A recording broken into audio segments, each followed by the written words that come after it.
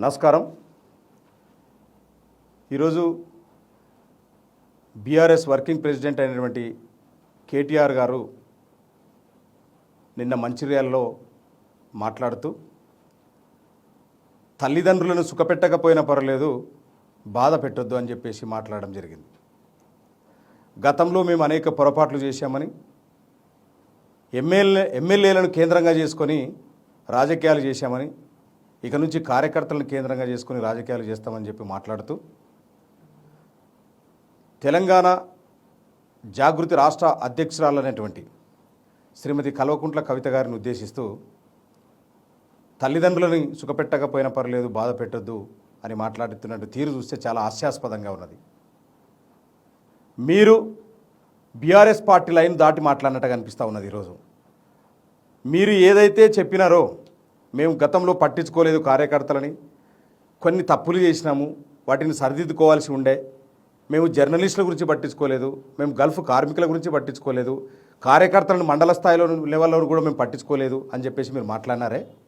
ఇదే విషయాల్ని గతంలో శ్రీమతి కల్వకుంట్ల కవిత గారు పార్టీలో ఉద్యమకారుల ఆకాంక్షలు ఆశయాలు నెరవేరడం లేదు, వారి ఆలోచనలకు అనుగుణంగా మన పాలన ఉండాలని చెప్పేసి, మనం ఇక్కడ ఏమి పీకి కట్టలు కట్టినామని చెప్పేసి ఢిల్లీకి పోయినామని చెప్పేసి గతంలో కూడా మాట్లాడినటువంటి సందర్భంలో అనేక విషయాలని అహంకార పాలనకు వ్యతిరేకంగా మనం చాలా అహంకారపూరితంగా పాలన చేస్తున్నటువంటి పరిస్థితి ఉంది గతంలో. అందుకే ప్రజలు బుద్ధి చెప్పినారు, దీన్ని సరిదిద్దుకోవాల్సిన అవసరం ఉంది అని చెప్పేసి పార్టీలో అంతర్గతంగా ఒక ప్రజాస్వామ్యయుతంగా ప్రశ్నిస్తే అప్రజాస్వామికంగా కనీస సంజాయిషికి కూడా వివరణ అడగకుండా నిర్దాక్షణ్యంగా సస్పెన్షన్ చేయడం జరిగింది. మరి ఈరోజు కేటీఆర్ని కూడా సస్పెండ్ చేయాల్సిన అవసరం ఉన్నది. మరి ఈరోజు మీరు కూడా పార్టీలను దాటి మారుతున్నట్లే కదా. మీరు మాట్లాడితే పార్టీ ప్రజాస్వామ్యం కోసమో, పార్టీ మనుగడ కోసమో, ఒక ప్రజాస్వామ్యంలో ఒక ఉన్నటువంటి పార్టీ మంచి కోసం మీరు మాట్లాడినట్టు అవుతుంది. ఇదే విషయాలను గతంలో ఉన్నటువంటి పార్టీలో ఉన్నటువంటి కవిత గారు మాట్లాడితే మాత్రం మీకు పార్టీ లైన్ దాటినట్టు మాట్లాడినట్టు కనిపిస్తూ ఉన్నది. ఇది ప్రజలు గమనిస్తూ ఉన్నారు. ఈరోజు బీజేపీ ఒత్తిడితో, బీజేపీ యొక్క దగ్గర ఉన్నటువంటి మీ యొక్క కేసులు, అవినీతి కేసులు మాఫీ చేసుకున్నటకై ఈరోజు బీఆర్ఎస్ నుంచి టీఆర్ఎస్గా మారుతున్నారే తప్ప తెలంగాణ ప్రజల పట్ల కానీ, తెలంగాణ సమస్యల పట్ల కానీ చిత్తశుద్ధి ఉండి ఏమాత్రము కాదు. కేవలం కేసుల మాఫీ కోసమే ఈరోజు మీరు కక్కుర్తి పడి, ఈరోజు తెలంగాణ మీద మీకు ఎట్లాంటి ప్రేమ లేదు, చిత్తశుద్ధి లేదు. ఈరోజు మీరు మళ్ళీ మేము టీఆర్ఎస్గా మారే ఆలోచన చేస్తున్నాము, మా అధిష్టానం దృష్టికి తీసుకెళ్తామని మాట్లాడుతున్నారు. వ్యక్తిగత సమస్యలతో కొట్లాడితే పార్టీలు సక్సెస్ కావని మాట్లాడినారు. కవిత గారు ఎప్పుడు ఏనాడు వ్యక్తిగత సమస్యల కోసం కొట్లాడలేదు, మీ ఆస్తుల కోసం కొట్లాడలేదు. మీరే అన్నారు ఎట్లాంటి గొడవలు లేవు మాకు, వ్యక్తిగత గొడవలని. మరి ఏ వ్యక్తిగత సమస్యలు కొట్లాడుతూ ఉన్నది గతం నుంచి? పూలే విగ్రహాన్ని పెట్టాలని నినదించడం వ్యక్తిగత సమస్యనా? అంబేద్కర్ విగ్రహాన్ని అసెంబ్లీలో పెట్టాలని కొట్లాడడం వ్యక్తిగత సమస్యనా? బీసీలకు 42% రిజర్వేషన్ ఇవ్వాలా? మన బీఆర్ఎస్ పార్టీలో మనం ఉన్న రిజర్వేషన్స్ స్థానిక ఎన్నికల్లో తగ్గించడము అది ప్రజాస్వామ్యం కాదు, అది బీసీల పట్ల మనం చిన్న చూపు చూసిన వాళ్ళమవుతో అని ప్రశ్నించడము అది వ్యక్తిగత సమస్యనా? ఉద్యమకారుల ఆశయాలను మనం ముందుకు తీసుకెళ్లాలా? అమరవీరుల కుటుంబాలకు న్యాయం చేయాలా? చనిపోయిన కుటుంబాలకు ఇంటికో ఉద్యోగం ఇస్తామన్నాము, ఆ కుటుంబాలను ఆదుకోవాలా? కనీసం సీఎం ఫండ్ నుంచి అయినా కూడా వాళ్ళకు కొంత ఆర్థిక సహాయం చేయాలని చెప్పడం వ్యక్తిగత సమస్యనా? ఈరోజు వ్యక్తిగత సమస్యతో కొట్లాడడం లేదు కవిత గారు. తెలంగాణ రాష్ట్రం అసలైనటువంటి తెలంగాణ, సామాజిక తెలంగాణ ధ్యేయంగా, సర్వోదయ తెలంగాణ ధ్యేయంగా సబ్బండ వర్గాలు, తెలంగాణ సమాజంలో సబ్బండ వర్గాలు బాగుపడాలా, విద్య అందాలా, వైద్యం అందాలా, బీసీలకు న్యాయం జరగాల, అట్టడుగు వర్గాలకు న్యాయం చేయాలా, అణిచివేయబడ్డ వర్గాలకు న్యాయం జరగాలని చెప్పేసి ఒకవైపు గొంతెత్తి ప్రశ్నిస్తూ ఉంటే, మాట్లాడుతూ ఉంటే మరి మీరు ఎక్కడికి వెళ్ళినారు? వెలుగుమట్ల గురించి ఎందుకు గట్టి కొట్లాడలేదు? నాగర్ కర్నూలు నుంచి గట్టి ఎందుకు కొట్లాడలేదు? అనేక సమస్యలు తెలంగాణ రాష్ట్రంలో ఒకవైపు అనేక సమస్యలు ఉంటే వాటి గురించి కనీసం మాట్లాడకుండా, ప్రశ్నించకుండా మీరే ఈరోజు పొరపాట్లు ఒప్పుకున్నారు. మీరే అన్నారు మేము గతంలో ఇవన్నీ చేయకుండా ఉండేది అని చెప్పేసి. మళ్ళీ మీరు గతంలోనే ఇదే తెలంగాణ ప్రజలు ఇచ్చినటువంటి తీర్పుని అవహేళన చేస్తూ, అవమానానికి గురి చేస్తూ, మీకు కావాల్సిందే, మీకు బుద్ధి రావాల్సిందే అనేటువంటి రీతిలో ఓట్లు వాళ్ళకేసినారు, అధికారం వాళ్ళకేసినారు, ఇక్కడైనా మీకు తెలివి వచ్చిందే, బుద్ధి వచ్చిందని అనే రీతిలో తెలంగాణ ప్రజలు ఇచ్చినటువంటి తీర్పును కూడా, ప్రజాస్వామ్యయుతమైనటువంటి తీర్పును కూడా అవమానకరంగా మాట్లాడినారు మీరు.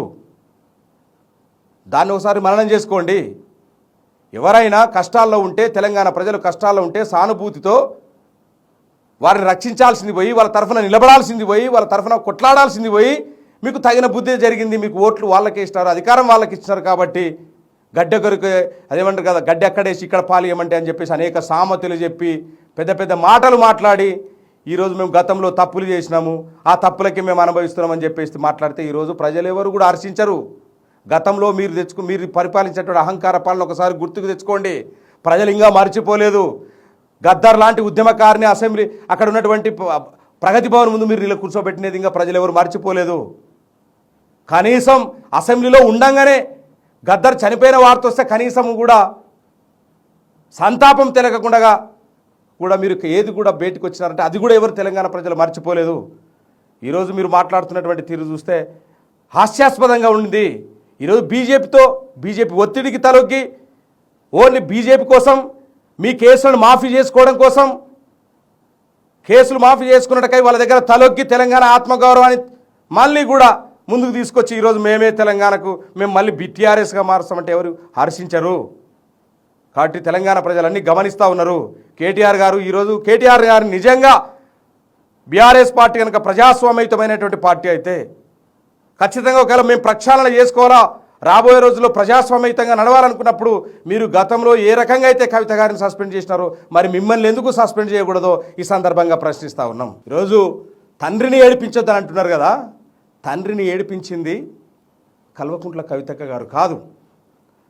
తండ్రిని ఏడిపిస్తుంది భవిష్యత్తులో ఏడిపించేది మీరే. మీ యొక్క వ్యక్తిగత అలవాట్ల వల్ల అనేక సందర్భాల్లో తల దించుకునే పరిస్థితి మీరు తెచ్చినారు తప్ప కవితక్క గారు ఎక్కడ కూడా తీసుకురాలేదు. ఈరోజు తండ్రి భుజాలపైన కూర్చొని నేను బలవంతుడు అనుకుంటున్నారు తప్ప ఒకసారి తండ్రి భుజాల నుంచి కిందికి దిగితే మీరెంతటి వారో తెలుస్తుంది.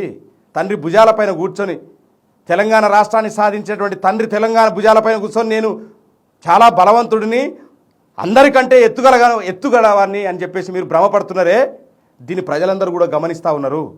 ఈరోజు తలవంపులు తీసుకొచ్చే పరిస్థితి ఎక్కడ కూడా కవితక్క గారు తీసుకురాలేదు.